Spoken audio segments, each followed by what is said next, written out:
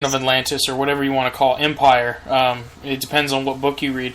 But the concept of this land of Enoch, and then with the fallen children and how they say they were giants, and something I've learned from a lot of really read Christian adepts or followers of Christ who are very adept.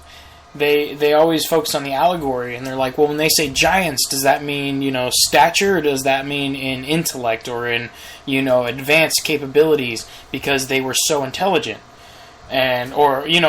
Intelligence is a very interesting word, though, because intelligence we use as a means of understanding science and technology, it seems, when... Right. I really don't like that, but unfortunately, something that I talk about with the aspect of the power of words, and how this English language is kind of a magical language that's used to... It can be used to really harm you a lot, and I think that's one of the things, is like when using a word like intellect, it immediately instills this idea that you're smart at certain things. It doesn't mean that you're like the whole eccentric intellect is kind of gone a little bit, it seems. It's coming back. I think we're coming to an actual really good change. I've heard a lot of people, like, have you listened to Joe Rogan or Duncan Trussell at all? No, not in a while. Duncan, maybe 6 months ago, but other than that, I hadn't had time. And he thinks he was. I love his intro. One of his intros, it was like, he's convinced that this is all a CIA program with psychedelics, and you're trapped in a room, and this is all hallucination.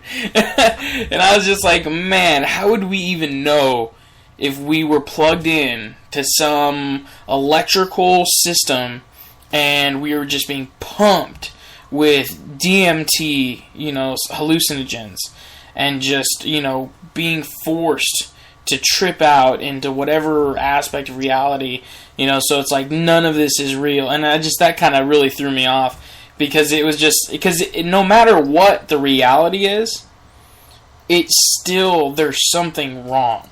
And it goes back to the fact of us just talking about it and bringing it out to the table and saying, you may have this perspective, I may have that perspective. Duncan Trussell thinks that this is a CIA experiment. But, when it comes down to the end of the day, it's obvious that in our hearts, in our soul, we know something's not right. Right.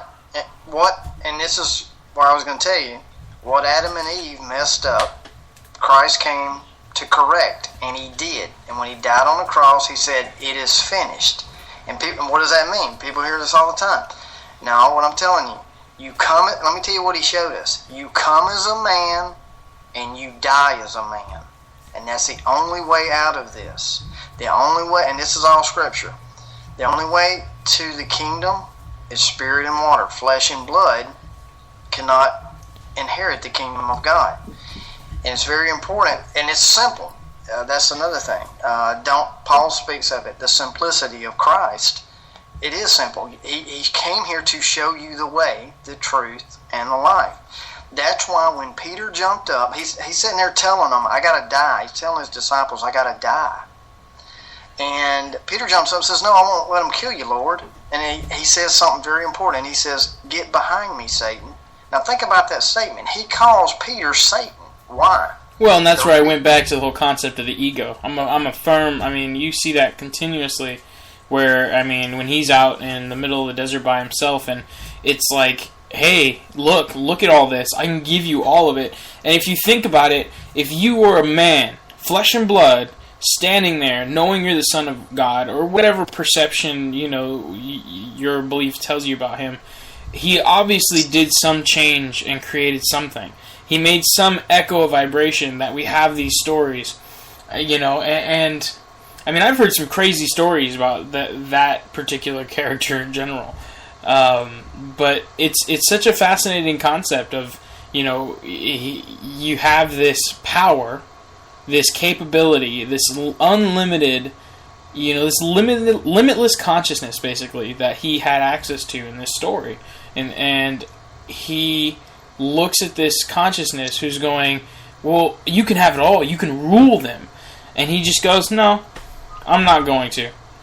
And it's just, if you jump off this cliff, and that was another thing, if you jump off the cliff, so you can have all this if you just jump. I mean, that's something that blew me away. Am I misquoting that?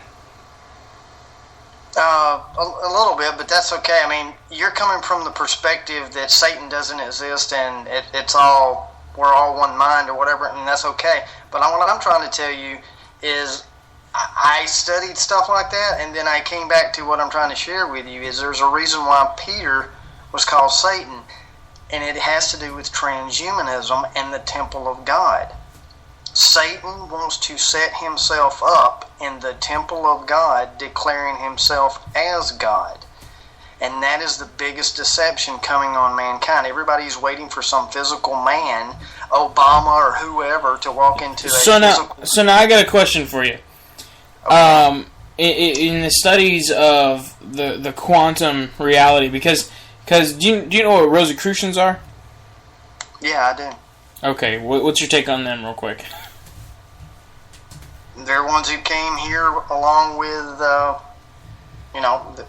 they're really no different than the Illuminati to me. Okay. I mean, so in the Rosicrucian concepts, one of the biggest sayings is "Know thyself, and you shall know the whole of the universe," or "Know the all."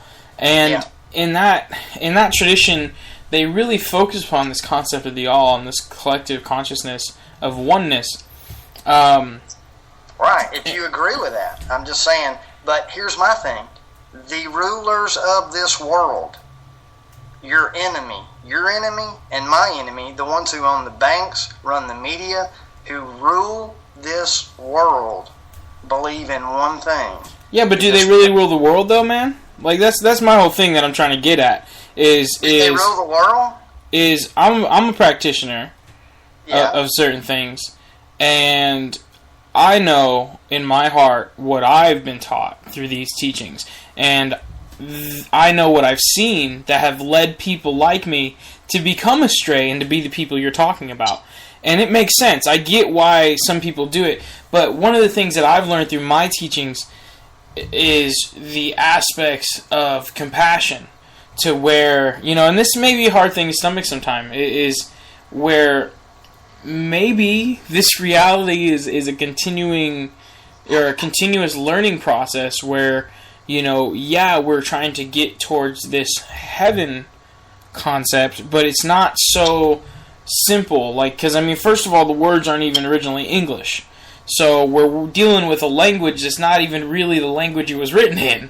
And, that's something I go into talking about the English language. And I just think it's pretty interesting because I'm trying to go to the quantum physical aspect of it, where in the aspect of oneness, like you were saying, like the spirit and water, like that's how you reach the kingdom of heaven. And like, oh yeah, hell yeah. Because in what I see and what I've been shown is that your physical being is one, first of all, over 300 trillion cells, which is over 300 trillion consciousnesses that have existence in some quantum dimensional reality. And then you have over 200 billion flora and fauna that exist in your gut, on your skin, and everywhere around you. Those are real microbials and yeast and things that exist. And it's hard for me to say that those have less of a play in what you're talking about. And so when we talk about man and it's this story of man getting to God and fighting the devil, that's something that, I look a little beyond into, well, let's step away from man. And what do we have? We have existence. We have consciousness. We have the fact that we have this beautiful planet and we're highly intelligent. But what are we doing with it? And what's happening right now? And yeah, there are these children, I call them children, who I don't think they're ruling the world. I think they're dictating the world, and we're just taking it. But in order to rule the world, you have to actually be able to tell it what to do. And they don't really tell us what to do. They just do things, and then we go, oh crap, we weren't paying attention because we're freaking lazy. You know what I'm saying? Yeah. So, again, like, I completely agree with you on the fact that there's something going on, and these people at the top, I'll say they're at the top of this freaked up, social, chaotic structure that's disgusting. But, you know, one of the things that I think is that I kind of take from the whole story and all the stuff written throughout the scriptures, not just the Bible, but the Gnostic texts, and I've got a book that's the Lost Books of Eden that were kept out of the canon, because that's a big thing I don't like, is that the Bible, the King James Version, is, one, re-edited multiple times, and two, it's not even all the texts that were at that time, and there's such debate on those, but that's another story, you know, but... Yeah, and I agree with that. There's good information in the Book of Jasher, Book of Jubilees, the Apocrypha. Right. You have to, you know, wade through that, and you know, that's. But and that's something we show, though, is that when you wade through those things and you just trust your heart, you find that information. That's what you were saying, like that 9/11 thing. You know, I always laugh because people man, you'd be blown away at how many people go through these kinds of experiences. Where it's like, I saw that, I knew it was going to happen, but you know, they're not going to tell everybody because they don't want people thinking they're crazy. They don't want you thinking that, oh, you know, that's the guy who believes that, you know, God talks to him. Because that's really, like, unfortunately, that is considered psychotic in our society.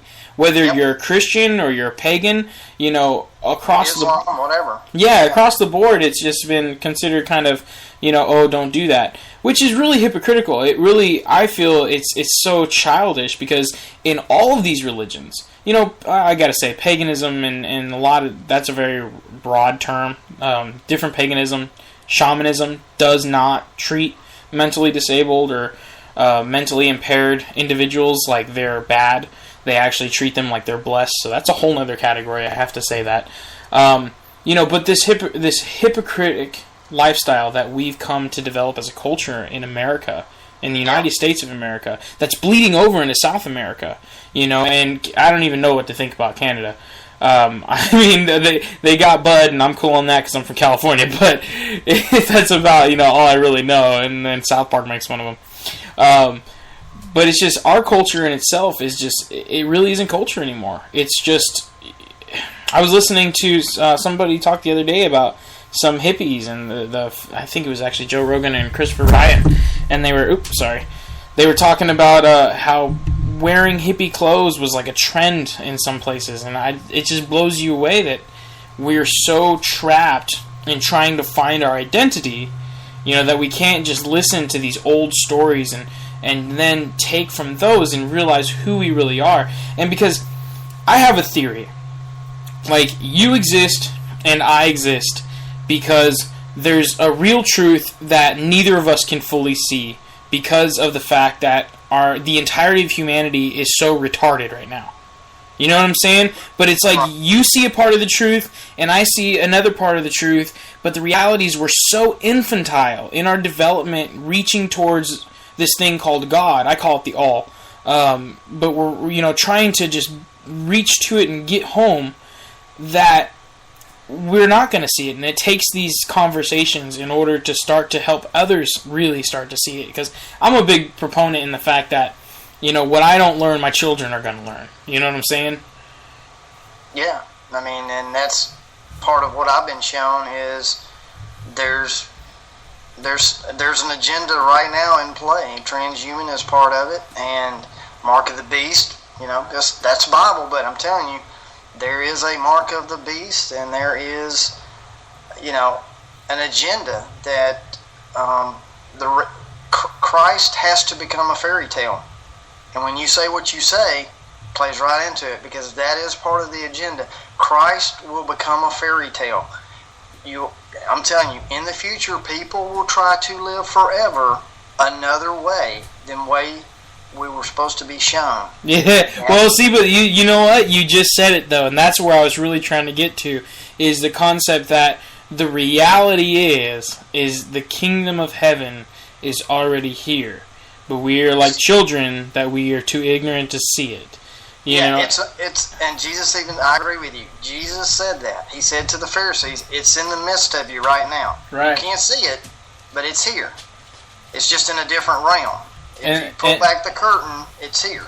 Right, and that's where what I was really trying to get with the Rosicrucian aspect is I'm an initiate in the Rosicrucian orders, and I've met a lot who are fighting for these same kind of things. who are fighting to awaken people to truth and history and